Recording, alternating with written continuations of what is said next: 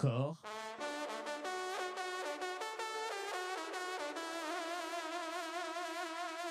Corps.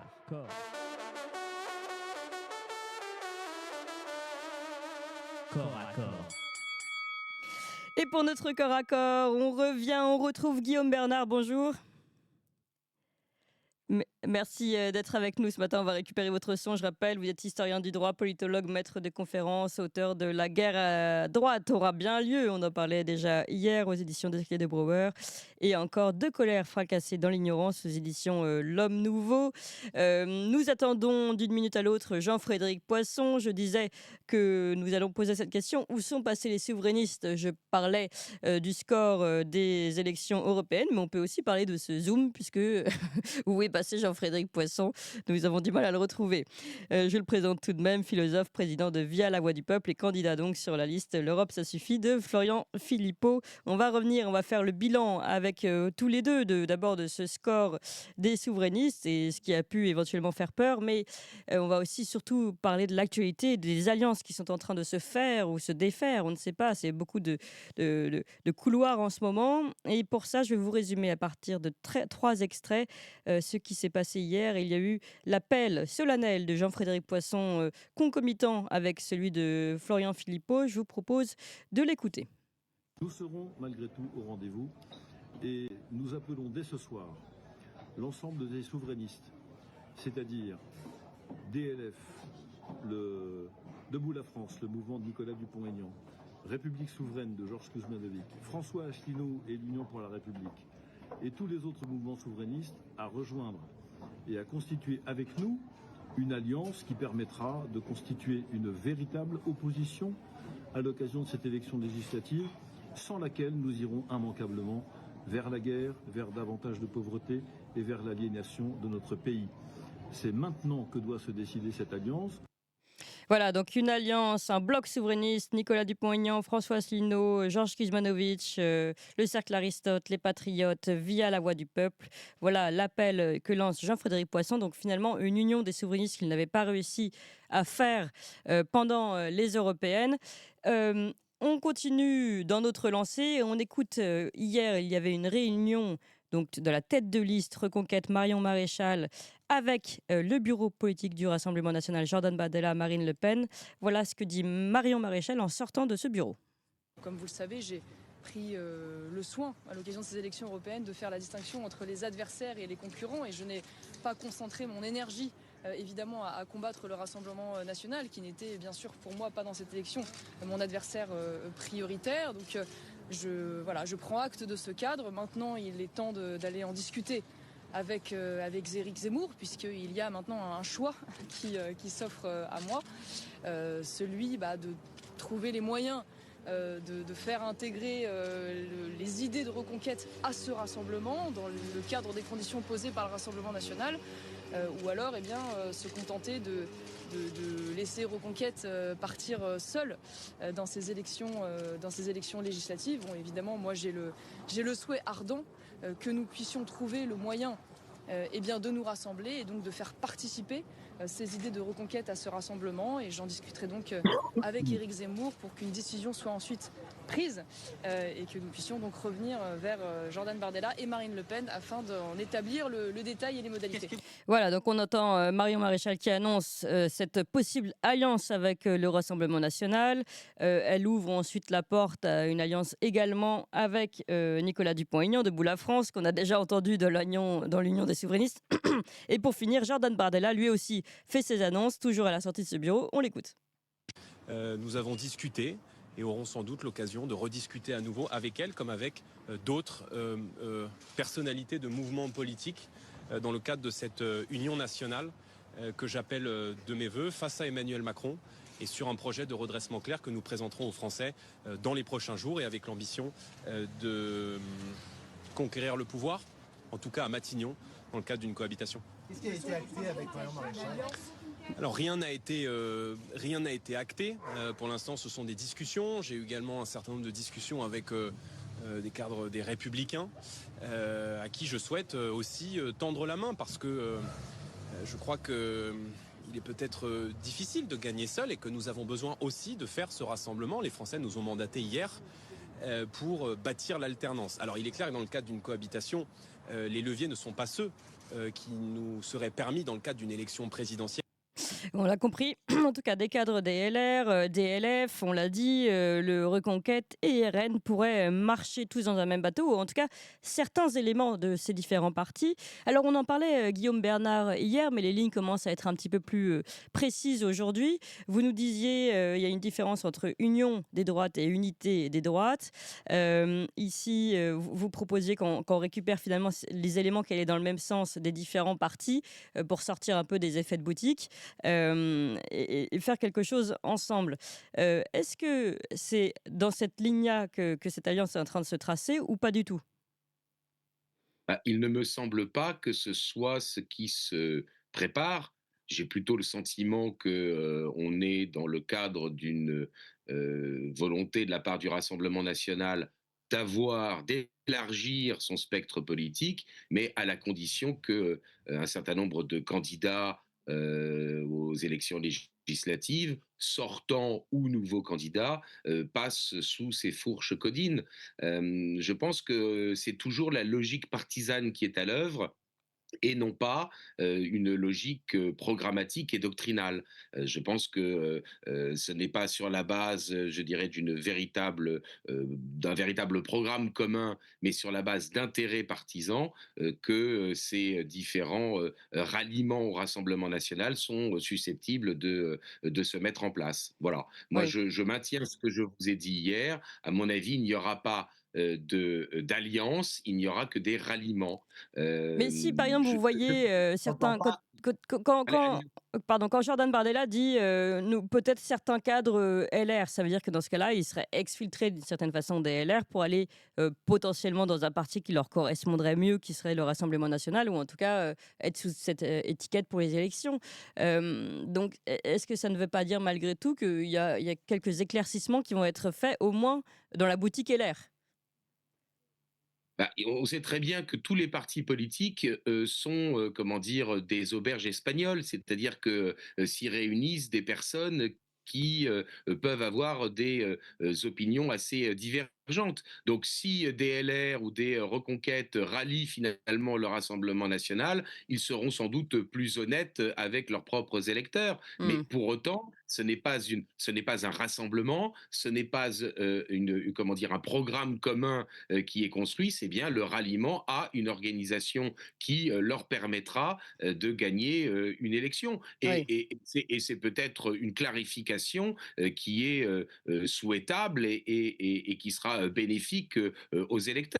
oui. Simplement, je maintiens que c'est bien des personnes qui vont provoquer une scission dans leur propre organisation. À l'évidence, Reconquête est au bord de la scission, par exemple, pour rallier le Rassemblement national, ou du moins rallier eh bien, une structure dans laquelle il y aurait de manière omnipotente le Rassemblement national, et puis ensuite quelques individus par-ci, par-là. Mmh. D'après les informations que l'on peut avoir, le RN a l'intention de négocier avec des individus et non pas de négocier avec des organisations autres que lui-même. Donc, dans ces conditions, moi, je maintiens mon analyse, mais pour autant, ça ne veut pas dire que ça ne permettra pas une clarification et on se doute bien que le Rassemblement national a une double logique, je dirais, dans cette stratégie. D'une part, eh bien, assurer, je dirais, son hégémonie sur le camp politique de la droite, et puis d'autre part, eh bien, essayer d'avoir le maximum d'élus pour essayer d'obtenir une majorité absolue Oui. à l'Assemblée nationale. Les projections que l'on a pour Mais ça, par l'instant, exemple, vous ne comprenez pas aussi qu'ils cherchent à avoir un maximum d'élus, quitte à faire une je clarification comprends pas. après? Oui, Je comprends parfaitement qu'ils cherchent à avoir le maximum d'élus. Tout le problème, c'est de savoir est-ce que ces élus ont une colonne vertébrale oui, doctrinale claire. Bon, d'accord. eh ben moi, je pense qu'ils n'ont pas de colonne doctrinale claire. C'est tout ce que je dis. Et je pense qu'il faut commencer pour faire véritablement un rassemblement. Comment dire, capable de gouverner, qu'il y ait un programme sur lequel un programme commun pour que ça s'appelle un rassemblement. Si en revanche les personnes se rallient au programme du Rassemblement national, Oui. ça ne s'appelle pas évidemment une alliance, ça s'appelle des ralliements. C'est Mmh. tout ce que je dis, mais peut-être que les électeurs souhaiteront cela et que ça permettra au Rassemblement national d'avoir une majorité absolue. Oui. C'est ce que je voulais vous dire, pardonnez-moi, les projections aujourd'hui nous donnent la possibilité pour le RN d'avoir entre 240 et 305 députés. Alors, la majorité est absolue, est à 289 députés. Autrement dit, aujourd'hui se joue la question de savoir est-ce que le RN aura suffisamment de députés de sa propre écurie ou de ralliés Mmh. pour pouvoir ne pas risquer une motion de censure à l'Assemblée nationale. C'est ça l'enjeu. J'ai bien compris. Alors, une question avant de donner la parole à Florian Philippot. On a trouvé un autre souverainiste, frexiteur, puisque, Jean-Frédéric Poisson, a disparu, faut le dire. Alors, mais d'abord, je voulais vous demander ce que vous pensiez, justement de ce qui se joue en ce moment à Reconquête. Vous avez entendu les extraits qu'on a diffusés.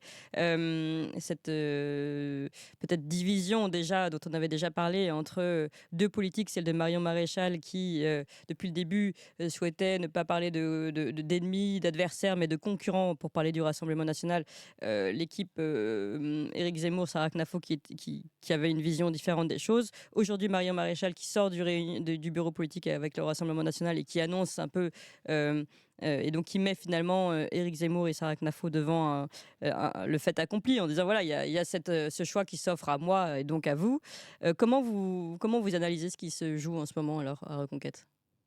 Ah bah, je pense que c'est la scission de Reconquête qui va se jouer dans les heures ou les jours qui viennent.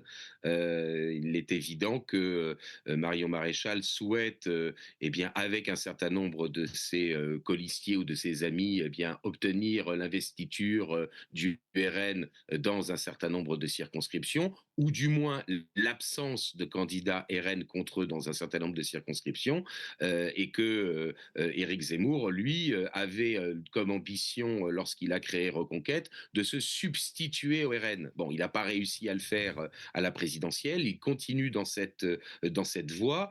Moi, je dois vous avouer que j'ai fait partie de ceux qui, il y a quelques années, avait souhaité que, eh bien, il y ait une candidature alternative à Marine Le Pen à la présidentielle, mais j'avais écrit, et je le maintiens, et je vous ressortirai l'article au besoin, que on peut être, comment dire, une alternative à Marine Le Pen et au Rassemblement national, tout en étant, je dirais, parfaitement correct avec eux et préférer que ce soit eux qui gagnent des élections plutôt que d'autres, non pas en cherchant à se substituer à eux, mais en cherchant à évidemment prendre la place de l'autre concurrent C'est-à-dire de les la LR? présidentielle.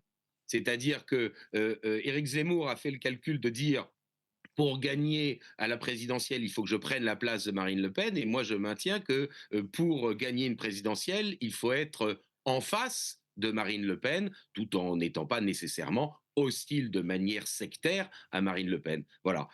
Donc, je crois que incontestablement, Reconquête est au bord de la scission et on Mais verra bien ce que quelle stratégie on verra bien ce aurait-il, que ça sera. vous leur auriez conseillé d'avoir quelle stratégie exactement? Quand vous dites en face de Marine Le Pen, ça voulait dire quoi? Mais ça veut dire prendre la place d'Emmanuel Macron.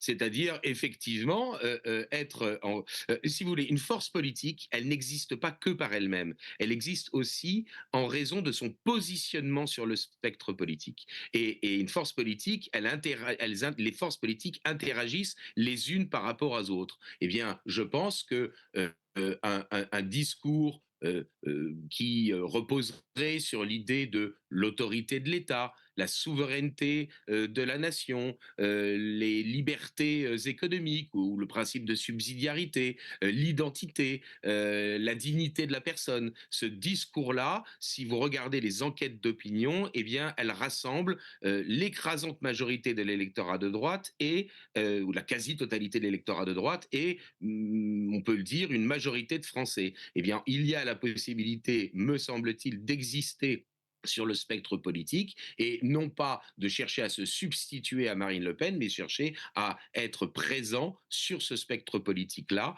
et de pouvoir atteindre le second tour de la présidentielle sans pour autant chercher à se substituer à Marine Le Pen. Alors, je le dis très clairement, aujourd'hui, la situation politique est telle que le Rassemblement national a obtenu une position à la fois électorale et symbolique qui est telle qu'une telle possibilité paraît parfaitement ou très peu envisageable maintenant. Oui. Aujourd'hui, la victoire la plus vraisemblable, c'est celle du Rassemblement national, et il faut maintenant que le Rassemblement national, eh bien, se confronte à l'exercice réel du pouvoir, et une fois que le RN se sera confronté à l'exercice réel du pouvoir, il y aura peut-être une recomposition politique, l'émergence de nouvelles forces politiques, une fois que cette expérience aura été faite. Oui, oui. Alors on a, je vais d'abord accueillir Florian Philippot. Bonjour Florian Philippot. Bonjour. Et merci d'être avec nous, président des Patriotes et tête de liste de cette liste L'Europe, ça suffit, pour les européennes. On est donc en train de parler avec Guillaume Bernard de toutes ces annonces qui ont été faites hier. On a pu voir et entendre votre appel conjoint avec Jean-Frédéric Poisson pour un bloc souverainiste. On a entendu d'un autre côté, j'ai diffusé un petit peu plus tôt celui de François Ruffin pour un front populaire. Et puis on a entendu aussi Marion Maréchal et Jordan Bardella sortir de leur réunion politique et parler d'une alliance de droite. Alors, Florian Philippot, je reste un petit peu avec vous. D'abord, on se dit le bloc souverainiste, c'est une excellente idée, mais pourquoi n'a-t-il pas été possible de le faire pour les élections européennes? Et à votre avis, que s'est-il passé aussi pour ces élections où on peut considérer, en tout cas les souverainistes peuvent considérer que le résultat est décevant? Pourquoi il n'a pas pu être fait totalement avant les européennes? Très bonne question. Nous l'avions proposé. Il faut poser la question à ceux qui n'ont pas voulu le faire. En l'occurrence, nous avons fait une liste de rassemblements avec Génération Frexit et avec le mouvement Vie à la Voix du Peuple de Jean-Frédéric Poisson, effectivement, et évidemment les Patriotes que je préside, plus l'ouverture, comme vous le savez, à différentes personnalités. Voilà. Après, ça n'a pas pu se faire parce que nous avons eu en face des refus. C'est tout simple. Donc, on n'est pas responsable du refus des autres. Un rassemblement doit être accepté par les deux parties pour être fait. Maintenant, les européennes sont passées. Depuis l'annonce de la dissolution, nous sommes dans un nouveau temps politique. Et il se trouve que la situation est simple. Malheureusement, Macron est maître du calendrier. Oui.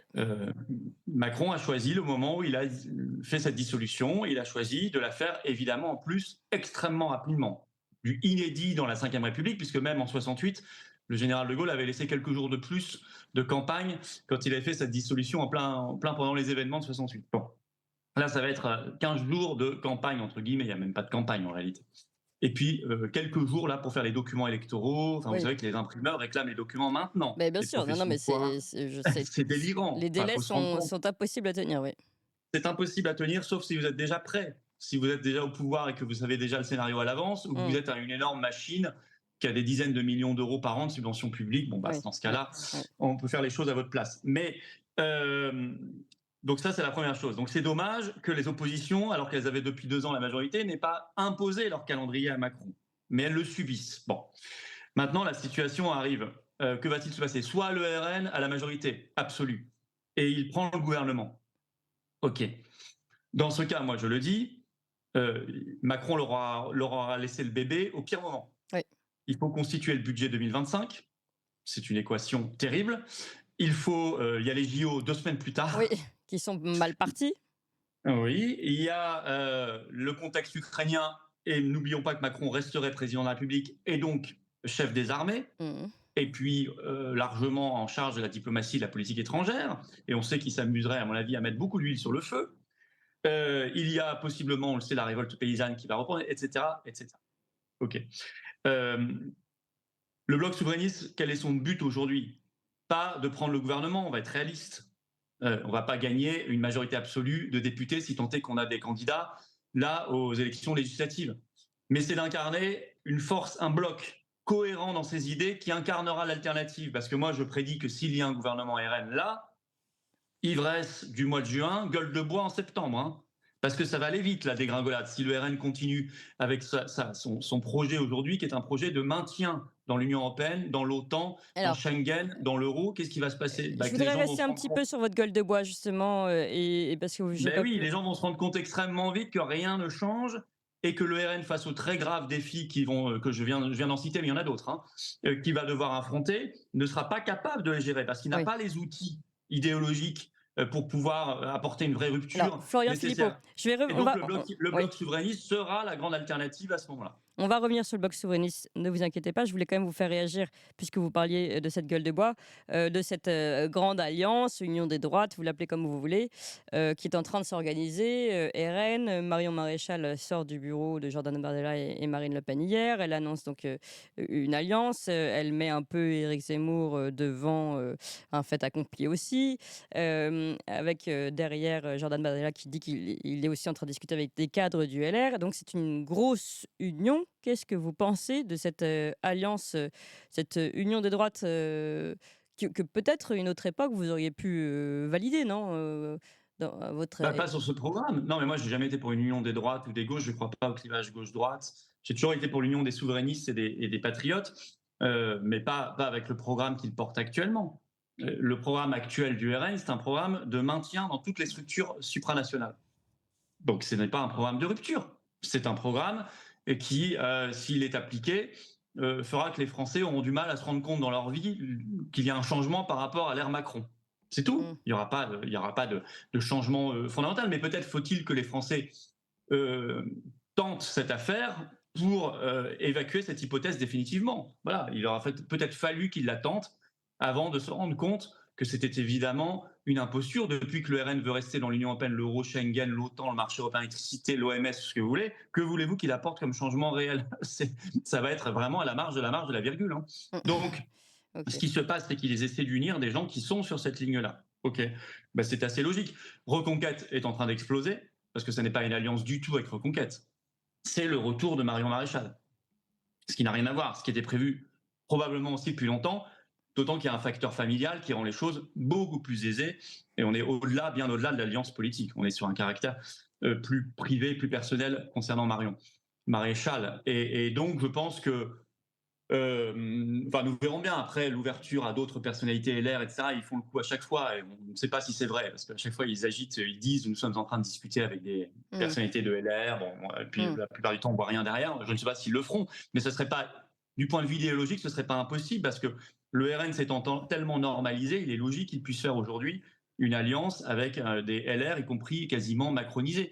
Nous sommes aujourd'hui dans une situation où Macron, à mon avis, reste maître des horloges, marionnettiste derrière tout ça, très affaibli certes, mais c'est quand même lui qui a choisi le moment, les conditions. Oui, c'est sûr. Et donc, ça nous oblige encore plus, nous, à être rassemblés, à être sur une force alternative extrêmement conséquente, attractive, et à travailler plus que jamais.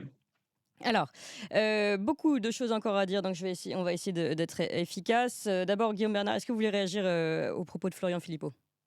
Oui, je voudrais ajouter à ce qui a été dit, c'est-à-dire le fait que Emmanuel Macron reste chef de l'État et donc conserve ce qu'on appelle communément, même si l'expression est juridiquement fausse, le domaine réservé, c'est-à-dire la défense et les affaires étrangères. Que c'est donc lui qui va continuer à négocier dans le cadre des institutions européennes l'évolution des traités qui est a priori prévue pour l'automne prochain. Je voudrais ajouter une chose. Le Rassemblement national arrivant au gouvernement, ce qui vraisemblablement va avoir lieu, ne disposera pas du pouvoir constituant, c'est-à-dire ne disposera pas de la possibilité de réviser notamment l'article 11 de la Constitution pour soit faire un véritable référendum d'initiative populaire, soit élargir le domaine du référendum.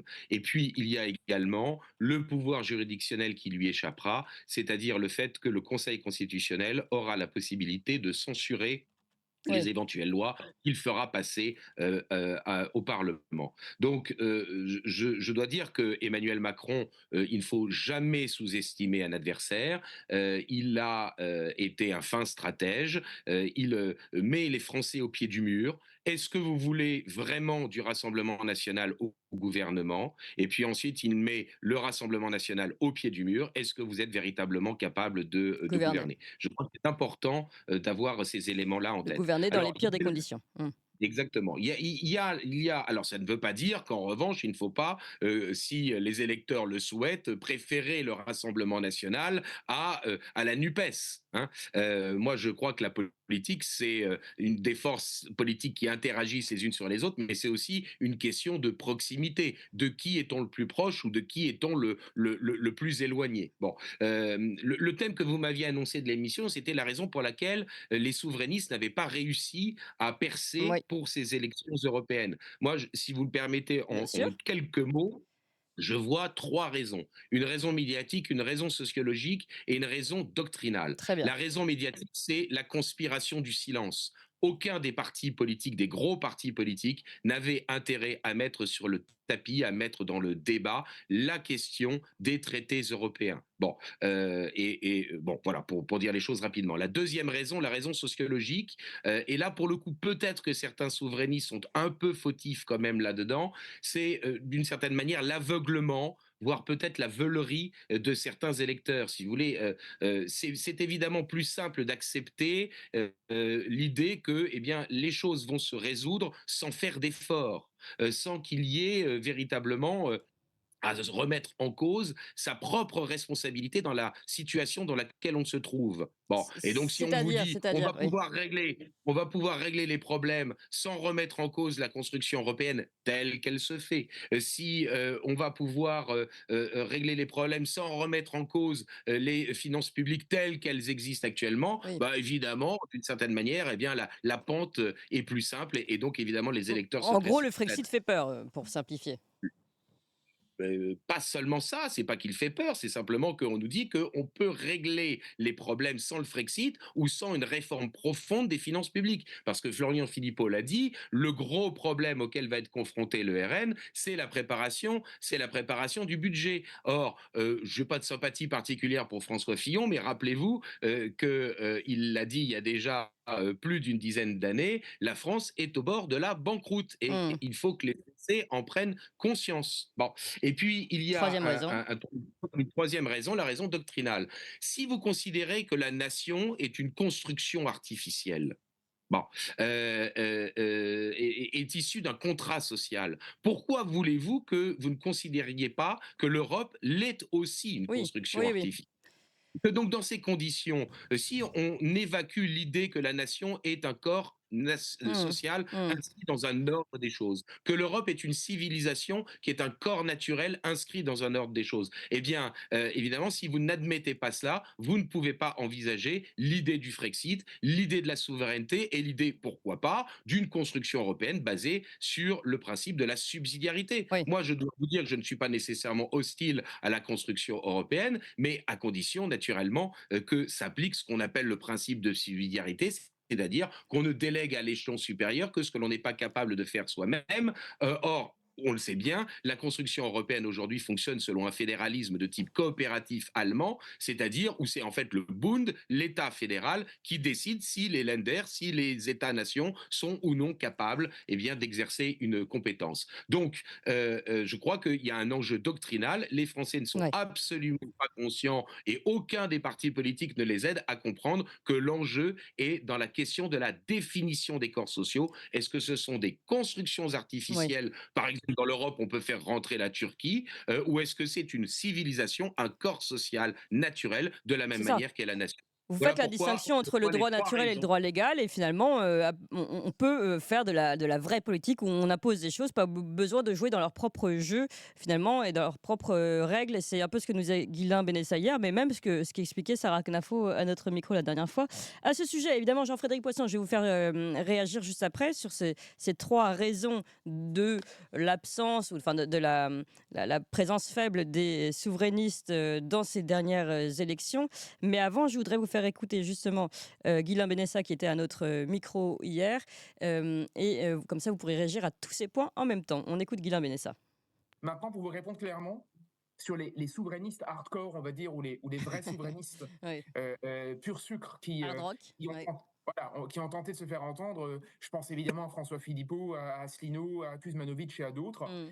Moi, j'ai publié, je vous avoue, là je vous raconte ma vie, mais j'ai publié un édito hier dans le JDD avec Guillaume Bigot, donc on a repris la plume à deux pour témoigner du fait que de toute façon, les Frexiteurs, comme on dit aujourd'hui, et j'ai rien contre eux, au contraire, je veux dire absolument rien, ils ont un problème de fond, c'est qu'ils se sont construits avec le Frexit une impasse, ce que j'appelle souvent le couloir de la mort, parce qu'à force d'agiter le Frexit à tout bout de champ, ils sont devenus de façon un peu caricaturale une sorte de veine nostalgico-réactionnaire qui est un repoussoir parfait pour le pouvoir en place, notamment pour le camp européiste. Donc ils se sont mis eux-mêmes en marge d'une possibilité d'exister sur un plan idéologico-politique, on va dire.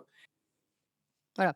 Vous avez entendu donc le couloir de la mort de Guilain Benessa et les 3 raisons de Guillaume Bernard, Florian Philippot. Je résume: une raison médiatique avec cette conspiration du silence, une raison sociologique et une raison doctrinale. Que pouvez-vous répondre, Florian Philippot? Moi, je pense, si vous voulez, que premièrement, il y a une responsabilité qui est la nôtre de ne pas avoir fait une liste entière de rassemblement. Parce qu'il est évident que si on avait eu une liste forte souverainiste, cette unité aurait pu enclencher un début de dynamique. Et vous savez qu'on a besoin d'un début de dynamique dans une élection proportionnelle parce que c'est à partir du moment où les gens vous repèrent proche du seuil des 5%, et après ça ne fait que se renforcer. Plus vous êtes proche du seuil des 5%, plus les gens se disent ça a un intérêt de voter pour eux parce qu'ils auront des élus. Et après, vous êtes piégé quand vous êtes donné sans arrêt voire assez largement sous le seuil des 5%, parce que les gens, même qui vous aiment bien ou qui pensent la même chose que vous, ne voient plus l'intérêt, entre guillemets, de voter pour vous. Et ça, honnêtement, nous, on ne peut pas nous accuser. On a vraiment tenté de faire la liste unique, qui est un grand rassemblement. On a tendu les mains. On a même depuis des années essayé de construire ça dans des événements hors électoral. Moi, j'ai fait une journée souverainiste dès le 4 juillet 2020, si vous voulez. J'ai invité toutes les personnalités, François Asselineau, Nicolas Dupont-Aignan, Pierre-Yves Rougeron déjà à l'époque, vraiment toute la possibilité de tout ce qu'offrait le camp souverainiste avait déjà été conviée. Vous voyez, donc on a construit ça au long cours, même au-delà des périodes électorales. Bon, là, nous, on l'a fait en partie sur notre liste, mais ça n'a pas pu être fait totalement. Il y a eu ça.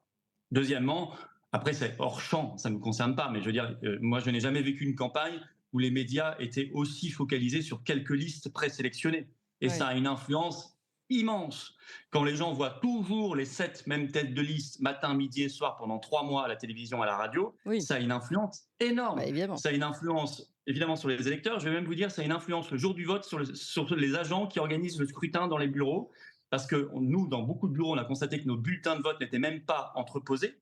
Parce que les agents, de bonne foi, pensaient qu'il n'y avait que les 7 listes présentes à la télévision qui avaient imprimé des bulletins de vote et que les autres, par définition, c'était des listes pour lesquelles il fallait imprimer le bulletin chez soi. Ce qui était le cas, effectivement, pour pas mal de listes, mais pas toutes. Et pas la nôtre, par exemple. Nous, on avait fourni, comme les autres listes, comme les 7 médiatisées. Oui, vous étiez donné le mal d'avoir des... Alors, ça coûtait cher. Ça coûte très cher et on les a fait. Et les mairies, d'ailleurs, quand elles cherchaient, elles trouvaient un carton dans un coin. Ah oui, pardon, on l'a reçu, mais on l'a entreposé à 15h, à 16h et au fin des opérations de vote, 18h. On a eu, comme jamais, des problèmes comme ça. D'ailleurs, on va écrire à Darmanin, on a fait des réclamations, on a eu les préfectures toute la journée au téléphone. Mais bon, au-delà de ça, problème médiatique et donc problème le jour du vote. Et 3, je suis totalement d'accord avec ce qui avait été dit par Guillaume Bernard, la conspiration du silence. Les autres partis, s'étant tous ralliés à l'Union européenne, ne veulent absolument plus parler de souveraineté. Et ça, je veux dire, moi, j'ai vécu des vraies campagnes européennes. Je me souviens de ma première, en 99.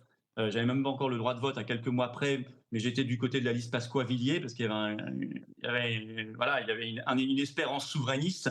Et il se trouve que je me souviens très bien qu'on parlait beaucoup de souveraineté dans cette campagne. Et il y a eu d'autres campagnes où on parlait de la question souverainiste. Aujourd'hui, les partis dits d'opposition s'étant tous ralliés, ne souhaitant plus du tout parler de la souveraineté nationale, mais parler uniquement des conséquences du projet mondialiste et de plus jamais revenir aux causes. Mais le mot souveraineté revient, mais pas forcément à bon escient.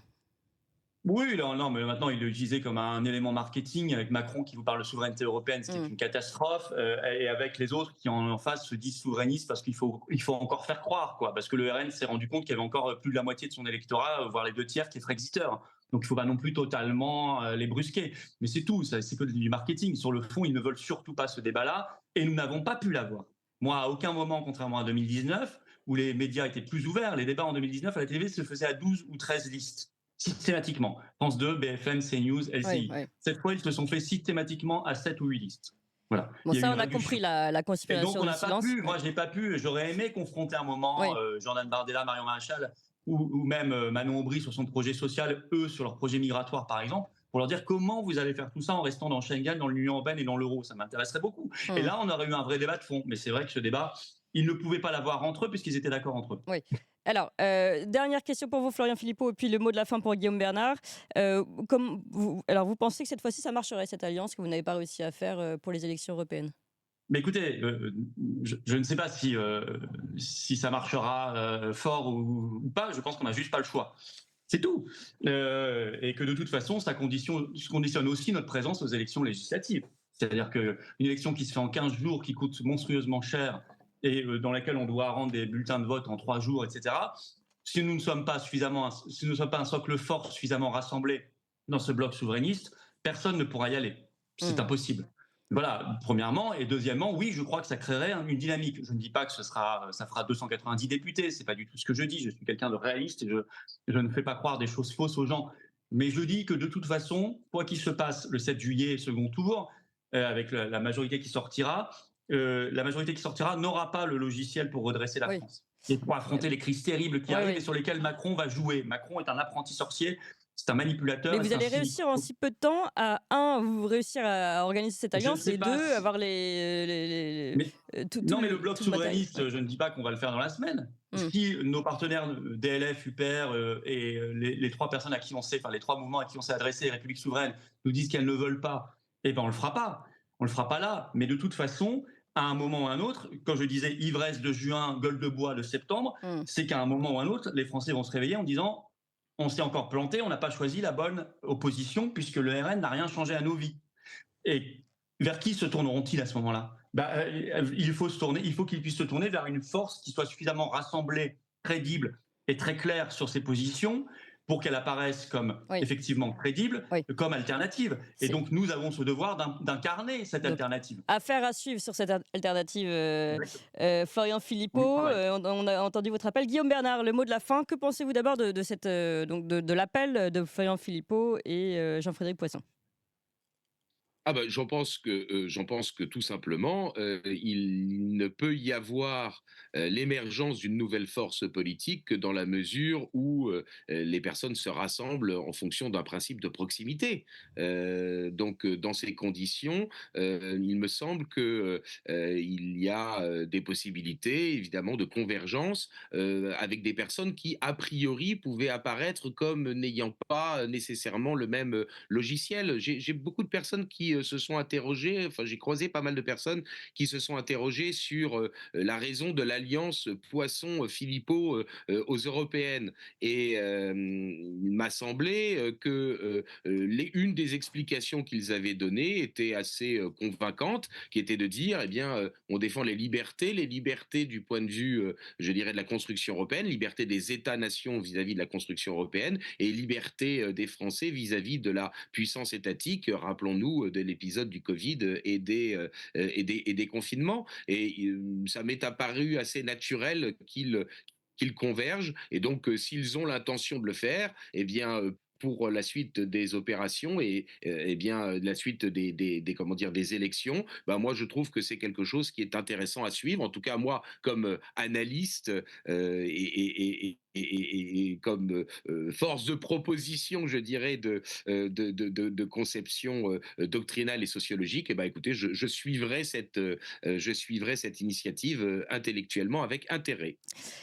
Merci beaucoup à tous les deux. Nous allons suivre cette analyse de tout ce qui se passe en ce moment avec Jérôme Sainte-Marie. D'ailleurs, je ne sais pas si Guillaume Bernard, vous souhaitez peut-être poser une question à Jérôme Sainte-Marie que nous allons recevoir juste après.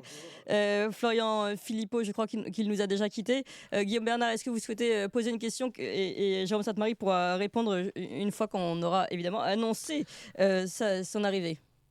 Écoutez, moi en tout cas, je suis très intéressé par les analyses qui ont été proposées par Jérôme Sainte-Marie. Je sais qu'il est investi dans le cadre du Rassemblement national pour s'occuper de la formation des cadres justement de cette organisation. Ce qui m'intéresse plus, évidemment, ce sont ces analyses sociologiques et politiques. Il est clair que sa proposition comment dire, de conceptualiser, je dirais, la vie politique sur la base, d'une part, d'un bloc populaire qui prend peu à peu conscience de lui-même et d'un bloc élitaire, est une des clés, incontestablement, d'interprétation des résultats électoraux et de la percée du Rassemblement national, qui est incontestable et qui aboutira vraisemblablement à ce que le RN puisse accéder au pouvoir d'ici un mois, étant donné, je dirais, les circonstances dans lesquelles il arrivera.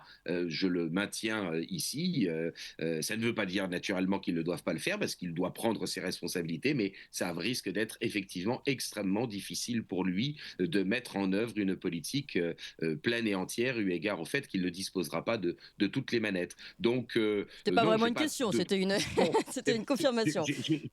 J'ai pas vraiment de questions, de questions à lui poser. Voilà. Merci Mais en beaucoup. tout cas, j'ai de l'intérêt incontestablement pour les travaux qui sont les siens. Voilà,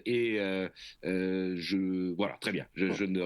On prendra le temps justement de revenir sur ces travaux et l'actualité de ces travaux et de ces analyses aujourd'hui, puisque ce bloc, il se dessine bien quand on voit Paris, qui est la seule zone qui n'est pas bleue dans toute la France. On y revient dans quelques secondes. Du point de vue des départements, attention, parce que les métropoles, Nantes par exemple, dans mon coin, Nantes, Rennes sont restées des villes hostiles au Rassemblement national. Oui. Mais de manière globale, à département, la Loire-Atlantique, Nantes, les Rennes donne le Rassemblement national en tête. Tout à fait, mais on va revenir sur toutes ces cartes évidemment dans quelques instants avec Jérôme Sainte-Marie. Merci encore Guillaume Bernard. Je rappelle votre livre La guerre à droite aura bien lieu aux éditions d'Esclés de Brouwer, plus que jamais d'actualité. Merci Guillaume Bernard. Merci beaucoup Florian Philippe.